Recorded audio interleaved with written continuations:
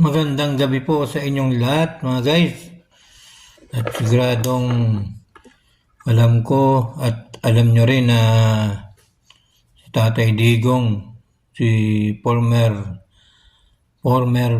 President Rodrigo Duterte ay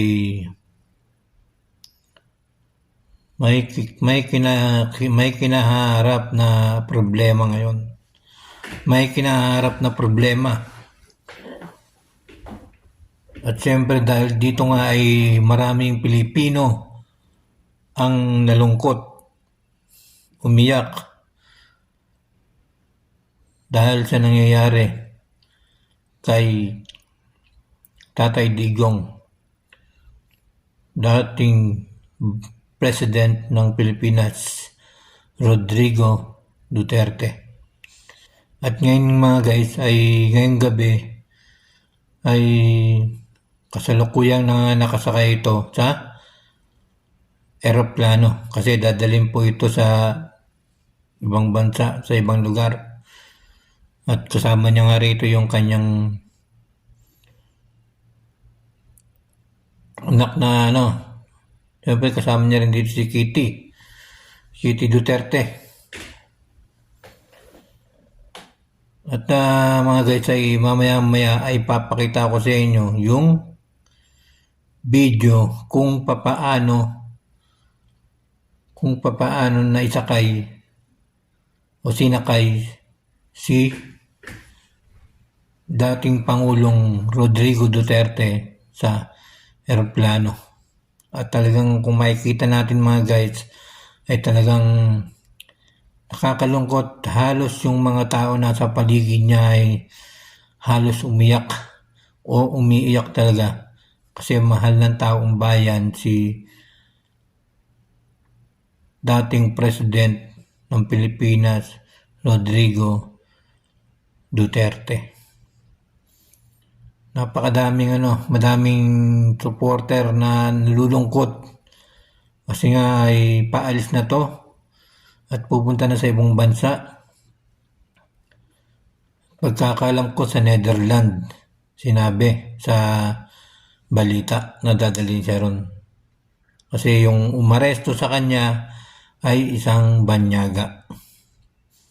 Kaya pagdasal lang po natin si Tatay Digong na maging maayos yung kanyang kalusugan. At panoorin nyo guys yung video na to.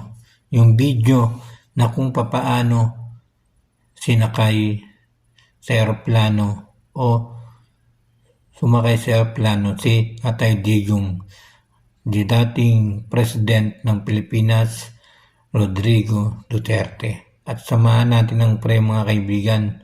Samahan po natin mga ng dasal, panalangin na sana ay maging maayos si Tatay Digong sa pagpunta niya sa labas ng Pilipinas, sa ibang bansa. Panoorin natin guys yung video na to. Guys, panoorin na natin.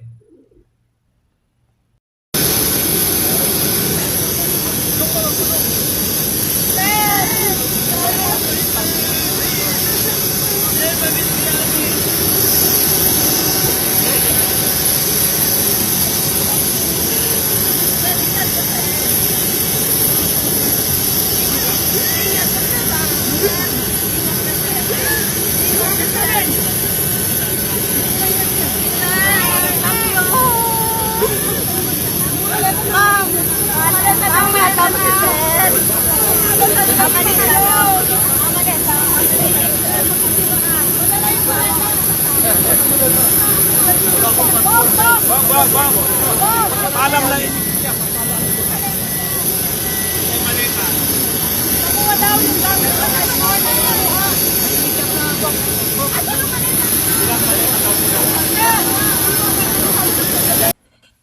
Ayan mga guys, napanood nyo po yung video ng sinasakay na si dating President ng Pilipinas Rodrigo Duterte sa eroplano. Doon po ay mayroon po siyang mga kasamang mga pamilya niya, di ba?